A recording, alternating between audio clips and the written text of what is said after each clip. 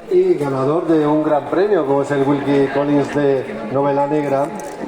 Además tiene una labor docente por estos pueblos nuestros de la comarca, y por aquí veo algunas caras de la zona que han venido a acompañarnos y que estoy seguro que él agradece muchísimo.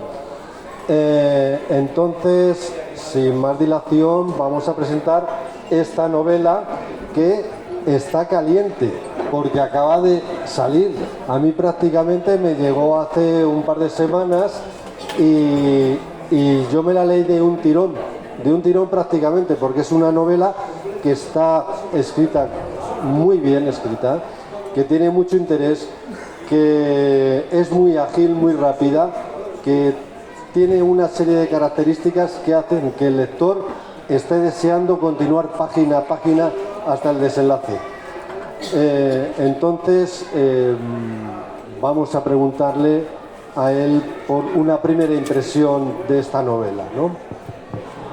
Bueno, lo primero, mil gracias por asistir a todos y a todas, y muchísimas gracias tanto a la Feria del Libro de Medina del Campo como a mi compadre José Ignacio García, con el que después tendremos la extraordinaria oportunidad de disfrutar de su vuelo de los delfines, por haberme permitido cobijarme en este sitio. Pues mi primera impresión, yo con esta novela, aparte de pasar las canutas escribiendo, porque la propia temática, y yo preparo las novelas como un actor, tienes que sentirla, y si sientes esta novela, lo pasas mal.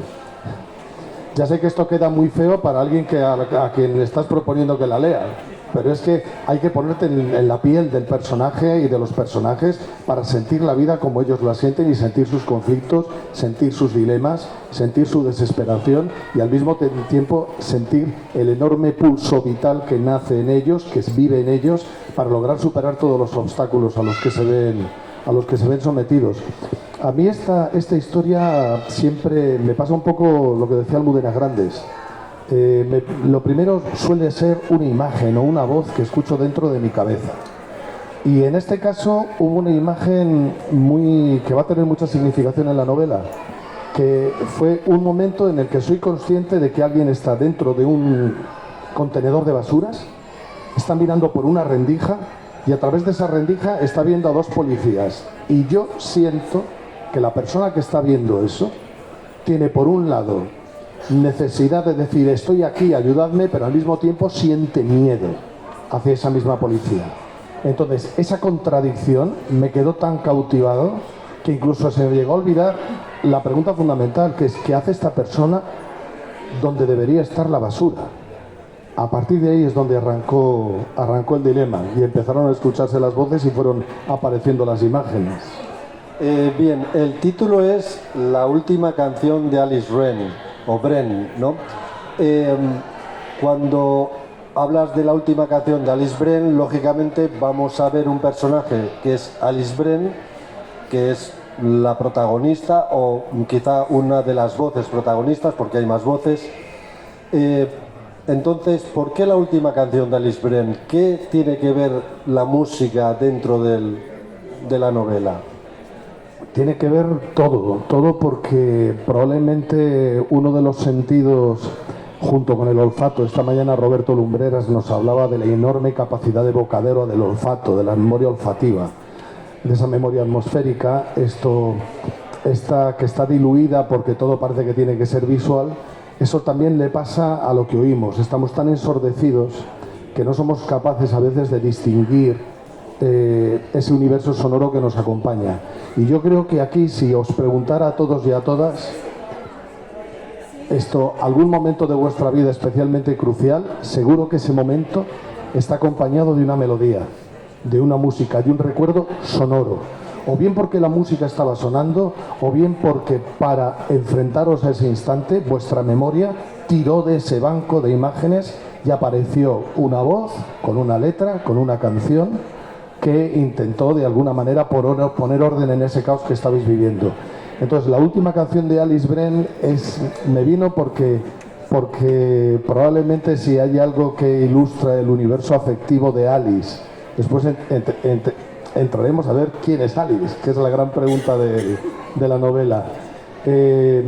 es algo que comparte con el resto de los personajes, incluso con los malvados. Todos tienen su melodía, tú tienes mucha razón. Hay un universo sonoro muy consciente, además, porque tanto las letras de las canciones, incluso las que están en inglés, como las que pueblan, que son en castellano, como Ismael Serrano, por ejemplo, su letra tiene un significado muy claro cuando aparece en la novela. Yo he querido que estuviera tan integrado que fueran como un párrafo más dentro de la novela.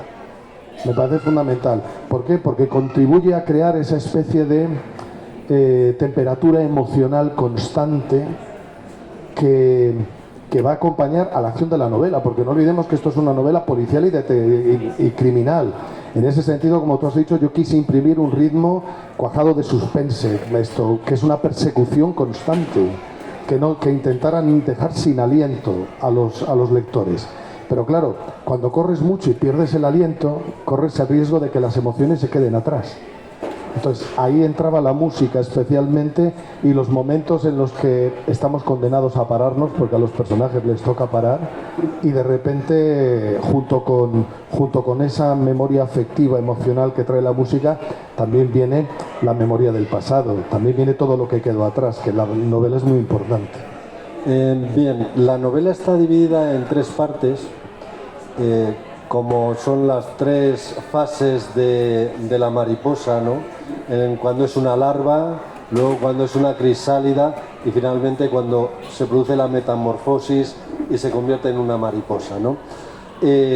Otro de los personajes principales es Karen, una niña que, sin desvelar mucho, pues ha sido traída del extranjero de mala forma, está sufriendo una situación personal muy mala, y que en su idioma original la habían llamado la ardilla y también la mariposa, Liut Piar, ¿no? Liut Piar en tailandés o idioma. Entonces, cuando tú divides esto en 3 partes, has querido dar una forma de que los lectores que podamos leer la novela, tengamos una imagen de esa transformación. En efecto, hay una clave muy clara, tú lo has dicho, es como una guía, como 3 fases que va a atravesar la propia historia, para que seamos conscientes de que lo que se está produciendo es una gran transformación. Pero hay una gran transformación en lo que es todo lo que es el hilo fundamental narrativo de la novela, pero es que todos los personajes, al menos los fundamentales, van a vivir una transformación. Y para eso me serví de un guiño que se ve en la primera línea, porque el primer personaje del que oímos hablar es el señor Samsa. A todos los que tengáis una cierta memoria literaria os acordaréis que Gregorio Samsa es el magnífico personaje creado por Kafka para hablar precisamente de la metamorfosis, y yo quise dar esa clave desde el primer momento. También porque hay algo, y eso anuda con el final, que a mí es una frase que la novela está ambientada durante el confinamiento. Y yo recuerdo una frase que yo me creí, que todos decíamos o todos jugamos a tener en la mente durante ese periodo, que era: de esto vamos a salir mejores. Solo con vuestras risas cargadas de ironía, ya imagino que muchos de vosotros estéis pensando: ¡ay, Pánfilo! ¿Pero de qué árbol te has caído a estas alturas? Bueno, pues yo soy uno de los que se cayó como una breva madura. ¡Pum! Me la di. Entonces, esa era la gran transformación.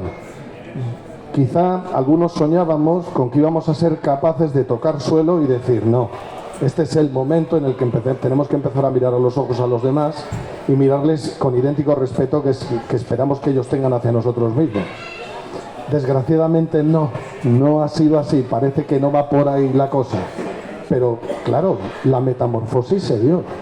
La pregunta es: ¿en qué nos hemos convertido 5 años después? ¿Para qué nos sirvió eso? Y esa es la gran pregunta que flota, una de las grandes preguntas que flota en la novela. Así es. Otra de las cosas que me han llamado la atención es que pones los personajes por orden de aparición, como en aquellas películas antiguas que te ponían al actor que representaba un personaje y cuando aparecía. Cierto. Y demás. Luego también hay otros personajes que no aparecen aquí en estos personajes por orden de aparición y que son fundamentales, creo yo, que son los perros, ¿no? Esos animales que aquí desgraciadamente hablas de ello, de esos galgos ahorcados en los pinares y además ese maltrato animal que se ha producido muchas veces y que también son muy importantes. Me voy a permitir leer un pequeñísimo fragmento en el cual, si quieres, yo te sostengo el...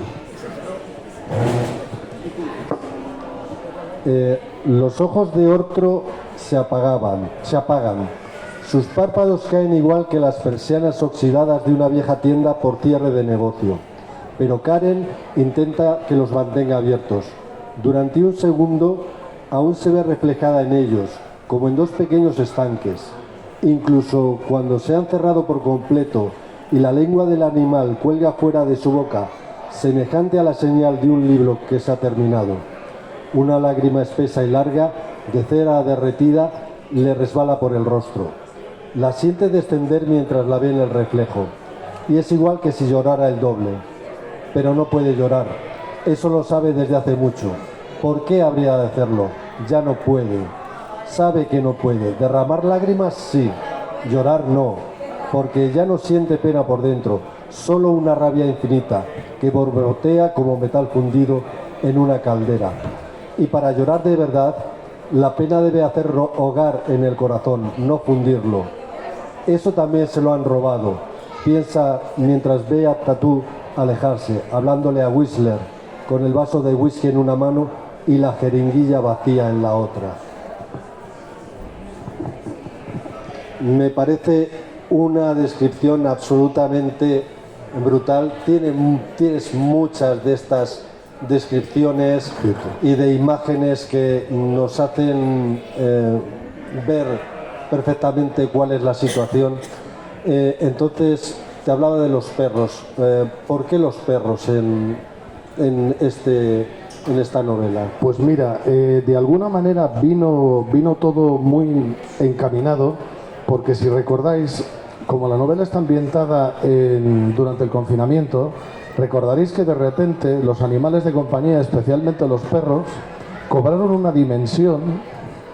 Si ya era grande, si ya era importante para sus dueños, porque quiero creer que la mayoría de las personas ama a sus mascotas, quiere a sus perros, hubo algunos perros que literalmente se hicieron fuertes durante el confinamiento, porque si había 5 personas en la familia, eran 5 paseos para que cada una, o sea, sacábamos a pasear al perro para poder pisar la calle, literalmente, ¿no?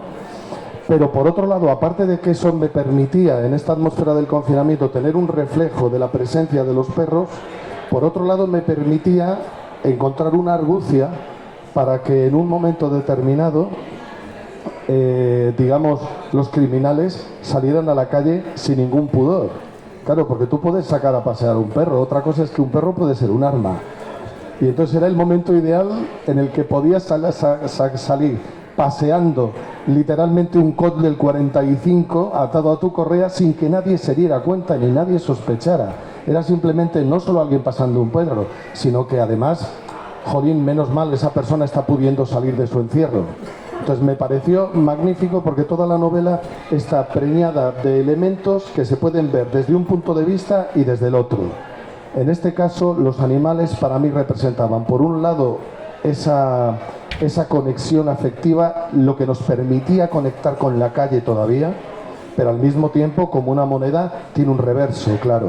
Ese reverso son las peleas de perros, probablemente uno de los mundos más crueles a los que me he tenido que acercar para documentarme, porque es increíble no solo el comercio que hay, sino la absoluta falta de escrúpulos que pueden llegar a exhibir. Pero no solo con los perros, a los que además bautizo con 2 nombres. Tú has dicho que los nombres de los perros eran fundamentales porque son los gemelos Cerbero y Ortro. Sí. Son los gemelos, son 2 perros míticos, ¿no? Sí. que van a tener una, por no desgranarlo demasiado, que van a tener un papel fundamental en la transformación de Karen. Porque digamos que el final, el recorrido de esos 2 animales va a implicar primero la aparición de Karen y cómo se siente ella, y después su última transformación. Entonces, en ese sentido, además, el mundo del animal me permitía captar una esfera emocional de los lectores que es tremendamente epidérmica, tremendamente próxima, y que se mantuviera latente durante toda la novela, porque la novela por otro lado es muy descarnada. Sí. Entonces, vuelvo a lo de antes, la música, el elemento de los perros era un instrumento narrativo para mantener una temperatura emocional determinada, digamos como si estuviéramos en una habitación y aunque hubiera una ventana abierta y estuviera entrando un frío gélido, tener siempre un radiador encendido para que hubiera siempre un átomo de calor respirando dentro de la situación. Y eso me lo permitieron los perros y la relación que Karen tiene con esos animales, porque hay un grado de identificación. ¿Te acuerdas de un momento en que dice, le trata de hermano a otro? Sí, bueno, luego hablaremos de los personajes, digamos, humanos, porque hay también otros personajes que aparecen en esta novela que son las localidades. Aparece Medina del Campo, aparece Rueda, Rodilana, Valladolid, en lugar de Valladolid la llama Valladolid, ¿no? Como personaje.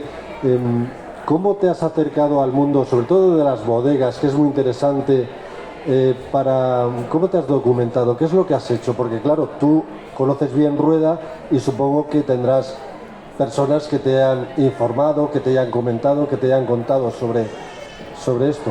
Bueno, pues tuve la fortuna de contar con la asesoría no solo de algunas de mis alumnas, que están aquí, muchas gracias por venir, sino con Pablo, su alcalde, que él tiene una bodega propia y tuvo que recuperarla personalmente, y además es CEO de una compañía que hace estudios en 3D de este tipo de espacios. Entonces, no solo es un hombre documentadísimo, sino que además estuvo muy dispuesto, fue francamente amable desde el primer momento a abrirme ese campo.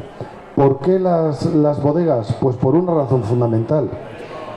A mí me tocaba ambientar una historia muy cruel, muy cruda, muy dura, en un ámbito, en un territorio en el que yo siempre he sido muy bien tratado. Y eso os parecerá una bobada, pero para mí era literalmente un problema. Pero en un momento determinado, de repente se me presentó la clave. Dije, esto está sucediendo no de espaldas a nosotros, sino literalmente debajo de nosotros. Estamos caminando sobre este territorio porque es subterráneo, porque la actividad de esta gente es subterránea. Y en ese sentido está cargada de monstruosidad, por un lado, está cargada de oscuridad y está cargada de un cierto aire conspirativo, por decirlo de alguna manera. Y clandestino, esa es la palabra, muchas gracias. Entonces, inevitablemente las bodegas me prestaron el ámbito esencial y además bodegas que, como sabéis muy bien, recorren todo este territorio, recorren lo que conocemos y lo que desconocemos. Hice una aproximación además al caso de la bodega de los Alfredos, que me parece paradigmático, pero Pablo en un momento determinado me habló de que él había estado en varias bodegas y que en una de ellas fue pasmoso. A través de las zarceras empezaron a excavar y se encontraron sacos de obra atados. Claro, su sorpresa fue cuando abrieron el contenido y se encontraron un montón de galgos ahorcados. Claro, y eso no hacía mucho tiempo, ¿eh?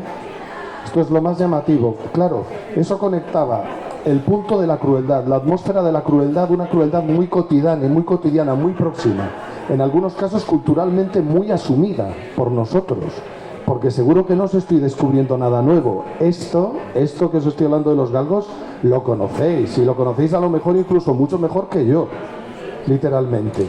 Bien, pues eso me permitió conectar esa crueldad cotidiana con otro tipo de crueldad que a lo mejor parecía más lejana, pero me servía para crear un vínculo que ambas dos se contagiaran y el lector sintiera que lo que le estaba pasando a los perros era lo mismo que le estaba pasando a Karen.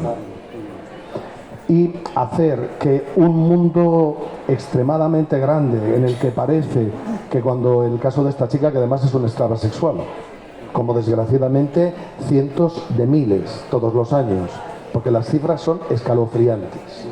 Y estoy hablando solo de niñas. Ahí entran también niños, ¿vale? pues era un modo de que esas cifras que a veces resultan lejanas, claro, eso pasa en Bangkok, eso pasa en Gaza, eso pasa en Irak, eso pasa muy lejos. No, mi intención es que a través de ese contacto casi epidérmico, lo que sucede, por eso lo ambienté tan próximo, lo que suceda y tengamos la sensación, no haya posibilidad de evasión, tengamos la sensación de que está sucediendo junto a nosotros, porque de hecho está sucediendo. Daría para mucho si habláramos. Yo tuve la fortuna de contar con la asesoría de un subinspector de la Policía de Valladolid, Javier, extremadamente amable, un magnífico profesional, que antes tú y yo lo hablábamos. Uno piensa, te pones a investigar, vas con el horror, profundizas porque es tu profesión y porque quieres además facilitar al lector ese tránsito. Ese aproximarse a esa realidad y tomar conciencia de ella. Y cuando crees que dices, bueno, hasta aquí puedo llegar, porque si no, yo mismo estaría entrando dentro de ese propio ciclo de hacer tolerable lo intolerable.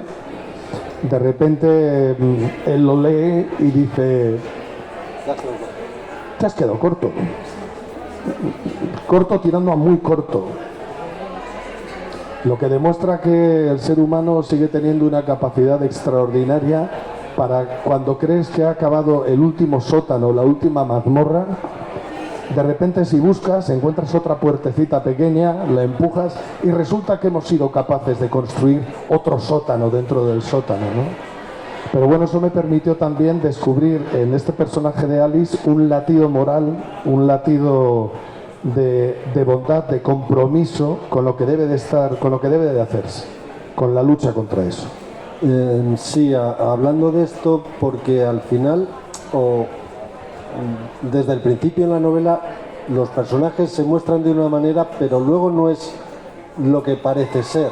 Es decir, hay personajes que tienen una vuelta de tuerca y en el caso de Alice, prácticamente en las 2 últimas páginas descubrimos su identidad, ¿no? Pero hay otros personajes que también sorprenden porque su evolución, esa metamorfosis en lo que son realmente, lo descubres al final, ¿no? Esto es bastante importante. Y diciendo lo que decías sobre el horror, en la novela yo creo que tiene momentos de bastante dureza. Siempre la realidad supera la ficción por goleada, ¿no? Eso es algo que es así. Entonces, yo creo que uno de los grandes aciertos que tienes, desde mi punto de vista, es esa transformación y esos personajes que se descubren pues prácticamente al final de la novela, ¿no? ¿Fue una pretensión tuya el hacerlo así? Sí, porque una de las claves de la buena novela negra es que cree un misterio que requiere una investigación, un vagar, una superación de una serie de obstáculos, pero además al final tiene que haber un gran huevo de Pascua, una gran sorpresa que literalmente es esa última ficha que tú pones en el puzzle y que cuando la pones de repente toda la imagen cobra sentido y dices, ¿cómo no he podido darme cuenta de que esa mancha roja era una bandera? ¿Cómo no he podido darme cuenta de que esa mancha blanca era la cara de un caballo?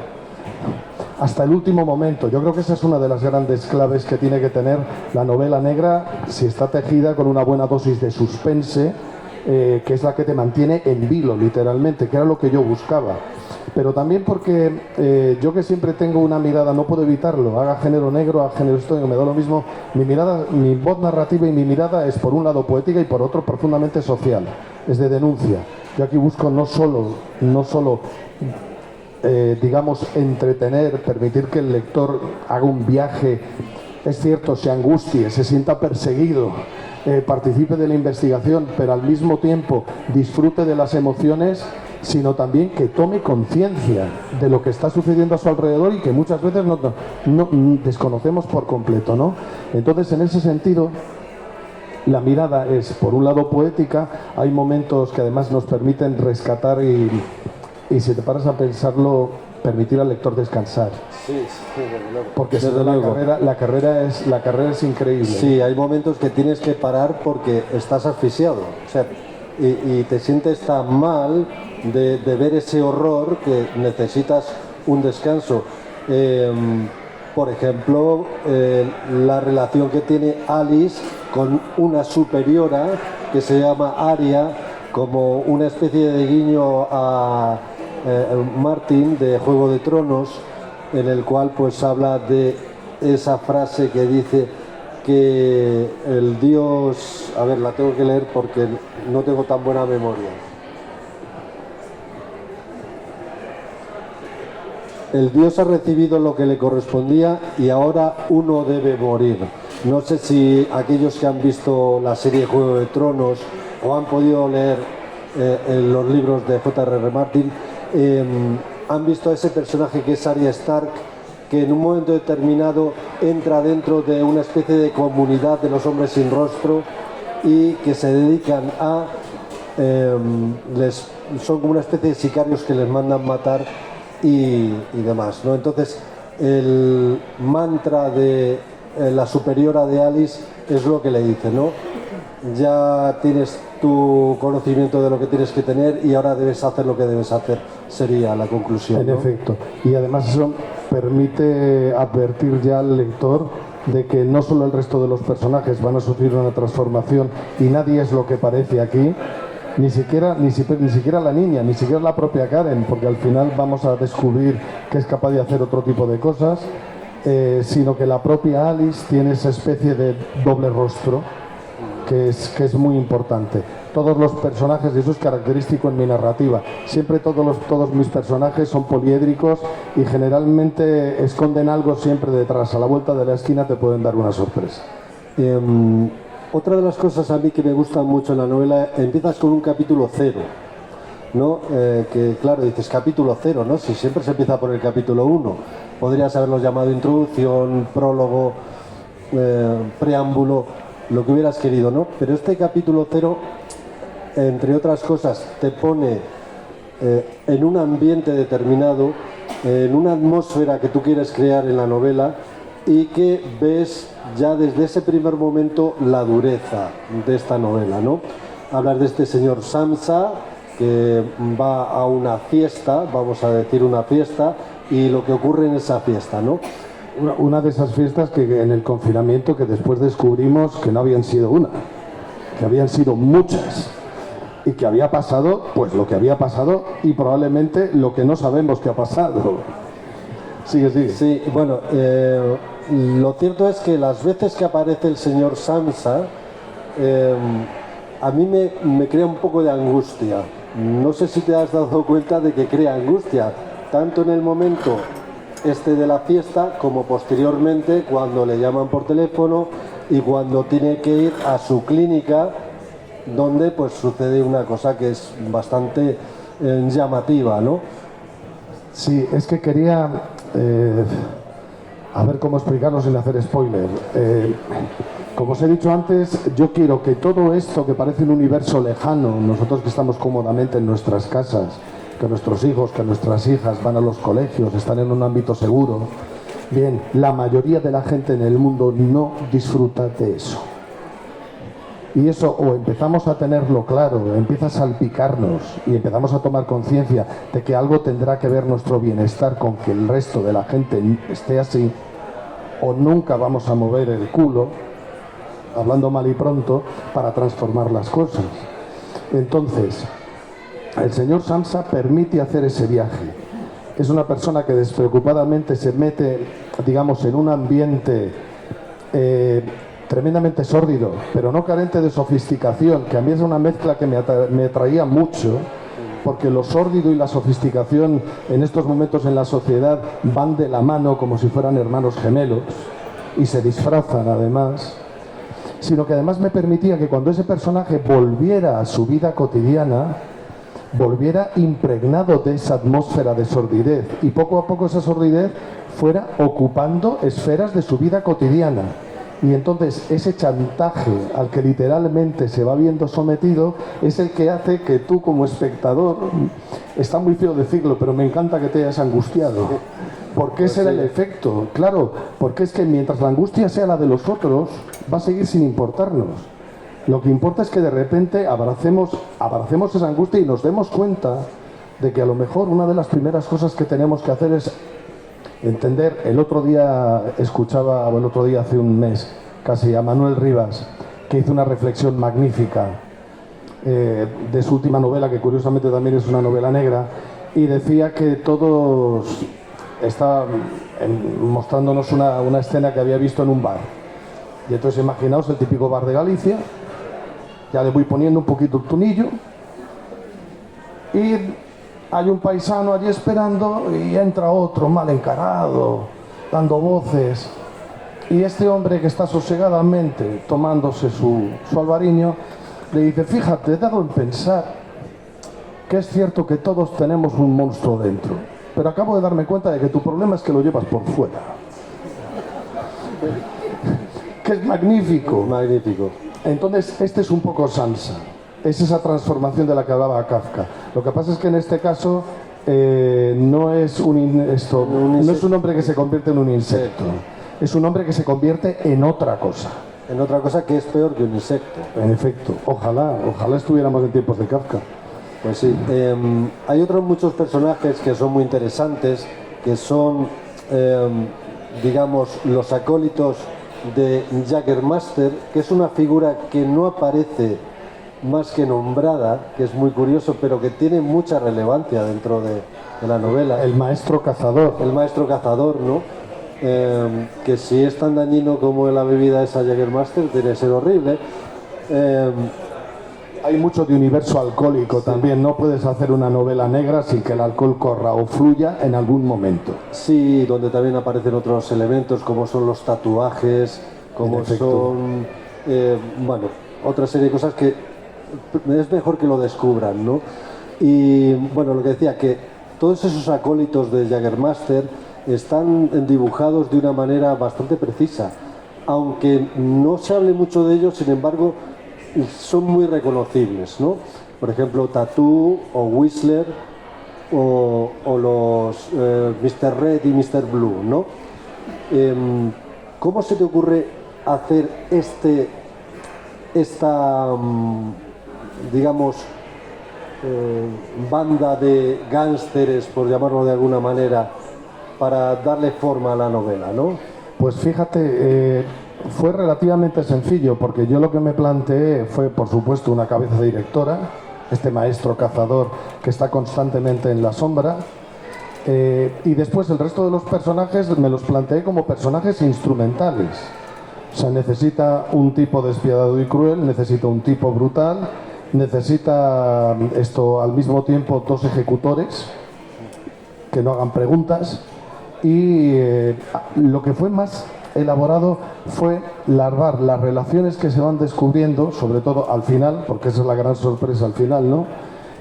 Cómo tiene este hombre, desde tan lejos, tiene atada a toda esta gente, porque acabas dándote cuenta de que todo negocio que está asentado sobre la corrupción, y el negocio del Jägermeister es un negocio de corrupción hasta las mismísimas raíces del sistema.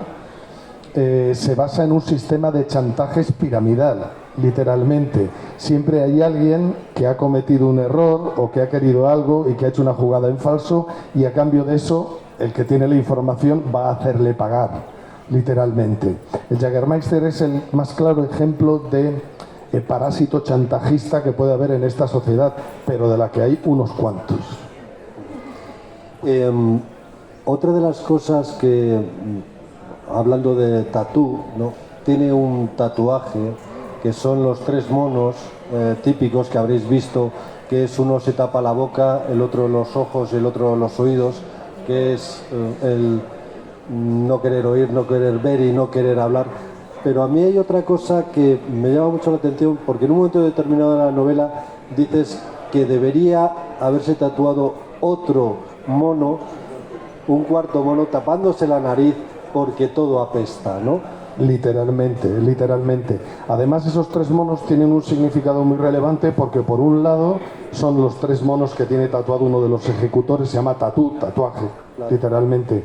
En una de sus manos, que es además el maltratador directo de Karen, su carcelero, su abusador, un personaje realmente que cada vez que escribía una escena con él tenía la sensación de que tenía que irme al baño a darme una ducha, un tipo realmente malvado, pero es que al mismo tiempo es uno de esos elementos que tiene varios significados a lo largo de la novela, porque es ese tatuaje en la mano ejecutora de la crueldad, en la mano ejecutora de la esclavitud de esa niña, del abuso de esa niña, pero al mismo tiempo es un símbolo de un whisky muy sofisticado que se llama Monkey Shoulder, que lo podéis buscar en internet, que está simbolizado por 3 monos también en la botella, pero es que al mismo tiempo son 3 monos que todos y todas tenéis dentro de vuestros móviles en forma de emojis, que seguro que les habéis utilizado alguna vez y que la mayoría de la gente no sabe que provienen de la mítica asiática, porque tiene toda una historia dentro. Sí, sí, que explicas, son japoneses. Explicas dentro de la novela, y que a mí me ha parecido realmente interesante el saber qué significan esos 3 monos, ¿no? Y no lo vamos a decir, que lo lean. Os fastidiáis, si queréis leer la novela. Si queréis lo leéis. Podemos incluso llegar a un acuerdo. El año que viene, los que la hayáis leído y os haya gustado, quedamos delante de una botella de Monkey Shoulder, si os gusta el whisky, y nos tomamos un chupito a mi salud y a la salud de la novela, siempre que os haya gustado. Porque si no os ha gustado y os pongo una botella cerca, igual me dais. Y tampoco se trata de poneroslo tan fácil, ¿vale? Os lo curráis. Bueno, Jesús, vamos a dejar un tiempo para las personas que quieran preguntarte algo. Yo únicamente tengo una última pregunta que puede ser muy tópica, pero es: ¿tú escribes la novela, te sale una novela negra y ves un concurso de novela negra y te presentas, o tú ves el concurso y dices, pues voy a escribir una novela negra para presentarla? ¿Cuál ha sido tu motivación? Pues en este caso fue el segundo. Yo siempre que escribo, siempre digo que mi trabajo es como el de los actores. Tú haces un papel y no quieres repetir el mismo papel una y otra vez y otra vez. Bueno, es probable que algunos actores sí, pues si les pagan bien. Eso también lo entiendo.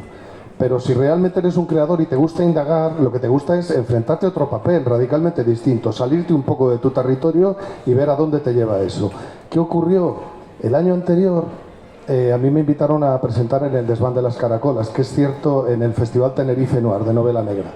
Yo no conocía ni Tenerife Noir, ni sabía, ni tenía remota idea del enorme tejido de festivales de novela negra que existen a nivel internacional y a nivel nacional. Es un género potentísimo. De hecho, mi editor siempre ha dicho, si lo bueno que tienes tú es que no tienes género, tú eres novelista, punto, se acabó. Bien, entonces fui allí a presentar en el Desván de las Caracolas, porque en el Desván de las Caracolas tenía una trama negra. Entonces llegué allí, entré en contacto con todo ese ambiente, supe del premio, supe de otros premios, etcétera, etcétera, y un amigo me dijo, y esto es muy curioso porque se ha repetido 2 veces en mi vida, las 2 de cara a un concurso, me dijo, oye, ¿y por qué no te planteas hacer una novela negra, aunque solo sea como ejercicio de estilo, para salir de tu ámbito? Porque la parte que tiene el Desván de las Caracolas de novela negra funciona bien, a la gente le gustó bastante.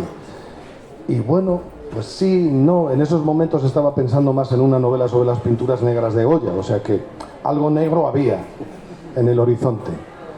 Pero ¿qué sucedió? Llega el verano, estamos de vacaciones y me viene la imagen de esta... Todavía no sabía que era una niña, sabía que era alguien que estaba dentro de un contenedor de basura. Lo que sí que sabía es que al otro lado había 2 policías. Y dije, no soy capaz de decirte si es que mi cabeza empezó a elaborar a partir de lo que me dijeron, o es que simplemente la historia estaba ahí y apeló a mí y me dijo, tienes que contarme esta historia. El caso es que a partir de ahí empecé a trabajar detrás de esa imagen. Yo suelo tener un esquema de trabajo, que es que si se me presenta una imagen no echo a correr detrás de ella como si fuera una liebre. Le doy un tiempo, porque hay veces que llega una imagen y esa imagen se evapora como el humo y se queda en nada. Pero el problema es que la imagen se volvió casi recurrente, no me dejaba.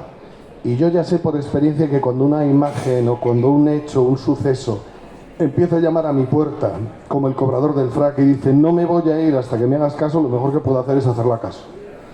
Entonces empecé a trabajar, a tirar de esa imagen, y al tirar de esa imagen apareció el personaje de Karen, que es potentísimo. esta niña con una historia tremendamente trágica, pero al mismo tiempo con una fuerza interna, con una ternura interna también muy poderosas, que me atrapó por completo. Y ella me llevó al universo de los malvados, y claro, una vez que estaba en el universo de los malvados y no sabía por dónde tirar, dije, ¿quién me saca de aquí? Y ahí apareció Alice. Sí. Literalmente, y Alice me salvó, y salvó la novela, porque si no, probablemente a estas alturas yo no estaría aquí y estaría pegándome todavía con el atajo de sinvergüenzas que se me ocurrieron y que pueblan la novela, que son muchos, creedme. Bueno, decimos que es una novela negra, pero en realidad yo creo que tiene muchos detalles de otro tipo de literatura de género, porque también tiene algún aspecto romántico, algún aspecto, digamos, más lírico. Es decir, aunque es negra fundamentalmente, pero yo creo que bebes de otras muchas fuentes. Es cierto, es que de alguna manera yo tenía claro que el desafío era hacer la novela negra. Pero mis referentes en novela negra pueden ser desde Roberto, o sea, aparte de Raymond Chandler, que hemos hablado de él, o Chester Himes, que hay una clara referencia, o incluso películas como Blade Runner, de Ridley Scott. Mis referentes son también El túnel, que también es en torno a un crimen, sí, pero es Ernesto Sábato. De María Iribarren. Exactamente, es una tópica y una poética radicalmente diferente. O Roberto Bolaño, por ejemplo. Entonces, a mí me interesaba mucho, aunque estuviera navegando en el territorio de un género completamente ajeno para mí, sin embargo, mantener el pulso de mi voz narrativa. El desafío, entonces, se tornó doble. ¿Cómo consigues mantener un cierto aliento poético cuando te estás moviendo en medio del cieno, en medio del lodo, en medio de lo peor de la humanidad? Y la respuesta es Karen. Karen, los recuerdos de Karen, la memoria que nos permite descubrir su pasado, de dónde viene, etcétera, sus ilusiones, sus sueños en un momento determinado. Después hay un personaje al que yo le tengo mucho cariño, que es Max, que es otro de los referentes de las poéticas, porque digamos que yo trabajo mucho por resonancias, o sea, yo pongo ahí, salpico elementos hasta en los nombres de los personajes, no porque sea necesario interpretarlos de una manera concreta, sino porque si además habéis leído la referencia o habéis visto la película, eso os va a abrir puertas. Es como un huevo de Pascua que de repente tiene dentro un regalo.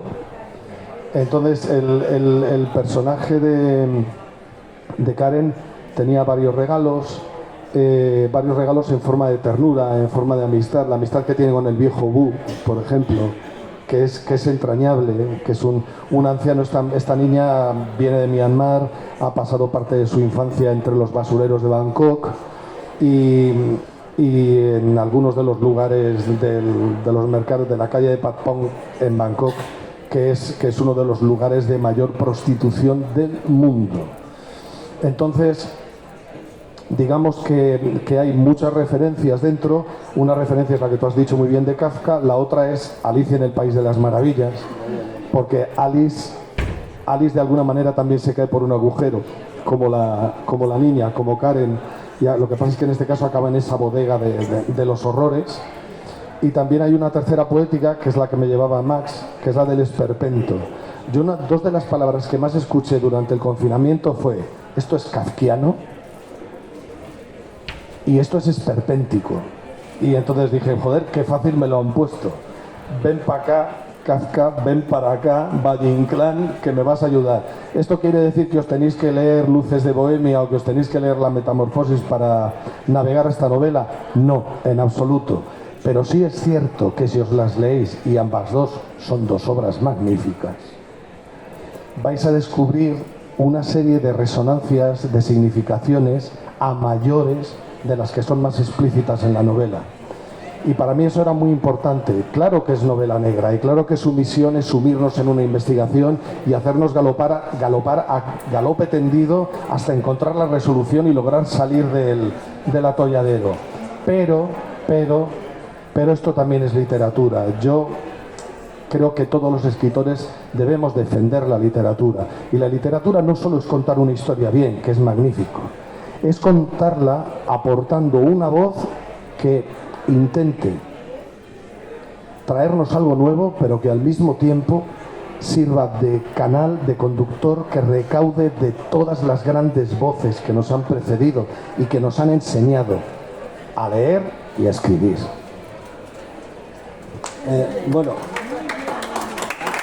Reconocedme que me ha quedado muy torero. una última cosa nada más. Dejas el final abierto. Dejas el final abierto. Sí, y es raro en mí, es raro en mí, pero esto, ahora que no nos escucha nadie, os lo puedo contar. Claro, los concursos tienen una extensión. Tú no puedes presentarte un concurso saltándote la extensión, porque la novela queda eliminada. Bien, yo que soy un trabajador bastante constante, pero que no soy como mi compadre José Ignacio, que tiene un oficio de tener que entregar crónicas y sabe lo que es entregar a su hora el texto y medido y tasado hasta el último milímetro, hasta la última coma. Yo esta vez me confié, empecé a escribir, la novela fluía, perfecto. El límite, creo recordar que eran 300 páginas, y decía, vale, estoy en el canon, he apurado, estupendo.